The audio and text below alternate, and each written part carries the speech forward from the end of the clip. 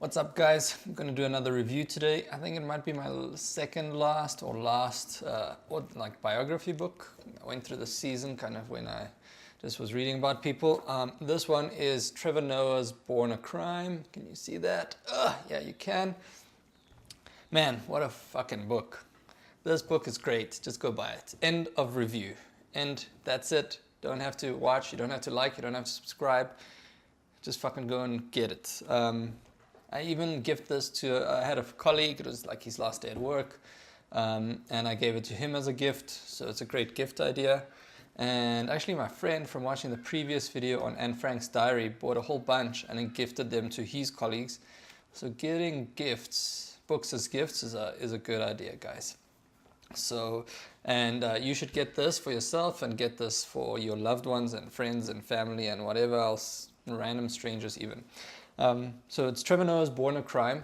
It's a book about his life, like from start to current, and it's awesome. Like it's hilarious. One, it's fucking hilarious. Two, it's fucking sad, and three, it's an emotional roller coaster. So between those two opposite ends of emotions, there's like everything in between. I was super angry while reading this book. I was super sad, super happy, super motivated, super empathetic. I don't know. It was a whole bunch. It's crazy, man. It's fucking crazy. This guy's life is so interesting, and the book, man, there's some chapters in here that are hilarious. Like I was laughing my ass off reading these things, and then there was other times where I was just like in tears when he speaks about parts of his life, especially what happens with his mother. When you read the book, you'll find that out. But yeah, what a fucking book. What a legend this dude is. So the book's basically three parts. First part is his very early childhood. Just introduces you to himself as a very young man. Not young man, freaking kid. And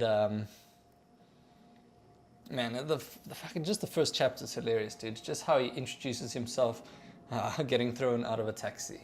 It's hilarious. And so it shows his life in the early beginnings. That's the first part.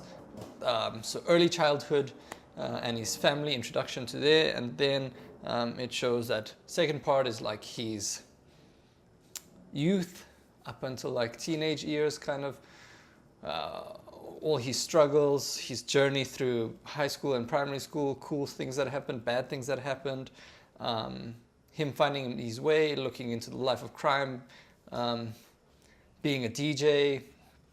I think that's in that second part. Man, fuck, I read this book like maybe 3 months ago. So I'm just looking at what parts there are. Yeah, and the third part is kind of more his adult life, where he is now. And it's great. Like everything in this book is hilarious. And there's a story about how he's got a grandmother that's blind, and he needed to take a shit, and it was raining outside. The toilet's outside the house, but he needs to do it now. Man, that was a fucking hilarious chapter, guys. Like, that's the best chapter for me. I don't know. If you've read this book, let me know what your best chapter is, what you think about the book, what's your favorite part, what's your least favorite part, kind of thing. But yeah, basically he needs to take a shit.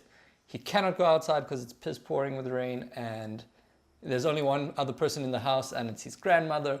And so he just takes a shit like on newspapers, folds it up and throws it in the trash can.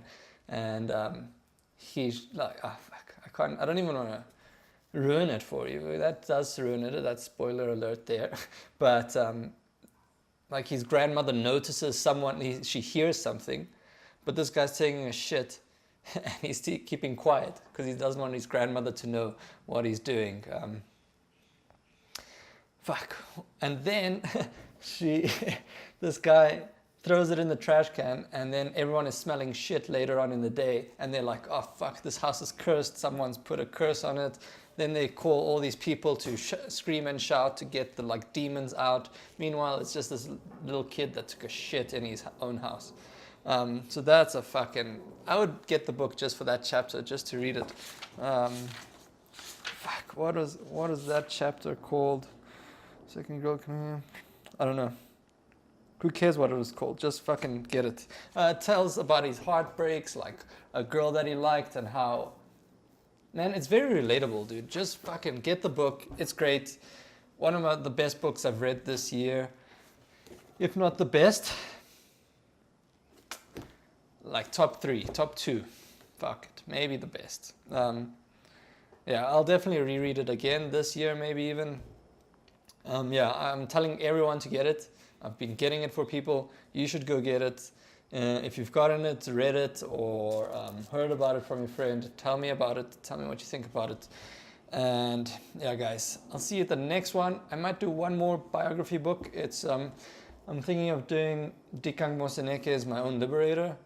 And I read that book like a year or 2 ago, and fuck, that was eye-opening, amazing book. Dikgang Moseneke is he helped create the Constitution for South Africa, and it's all about his life. That was also a very happy but very sad book.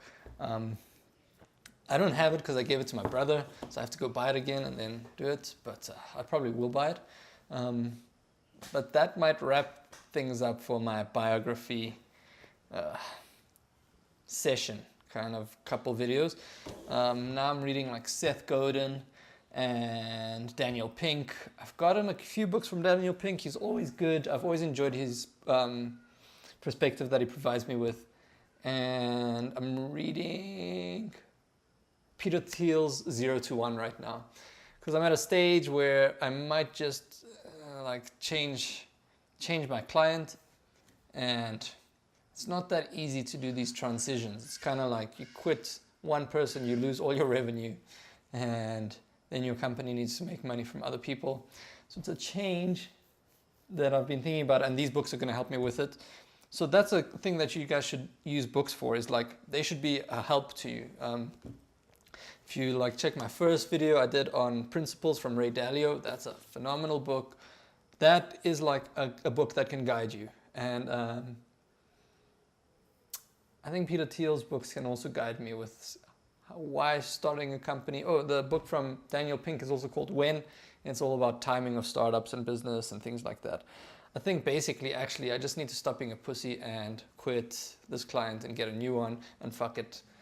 Not worry about the couple months lost revenue. That's probably worst case, dude, because I'm good at my shit. So I will get work. I'll get projects. It's just like, you have to take that leap of faith, and these books are helping me to get the balls to do that. So I use books a lot to help me out. It's like, if you don't have a mentor, get a book. It can be your mentor. If you don't have an idea what to do, get a book on ideas.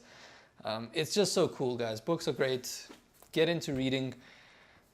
You don't have to do a book a week like me. Sometimes I've done more. I've done like 3 books, but they're all Seth Godin. And those are like 2-3 hours, you finish it. So you can do like all 3 books in one day kind of thing. Yeah, start reading. Read what you like to read, what interests you, and then move away from that progressively. But maybe I'll do a video on like how to get into reading or read more, or how to read. Actually, I bought a book on just that. Where the fuck is it? It's literally called How to Read a Book. And it tells you like, yeah, exactly that, how to read a book. But anyway, I'm done with my little rant. Have a good one, guys. Like, comment, subscribe, all that good shit. Cheers.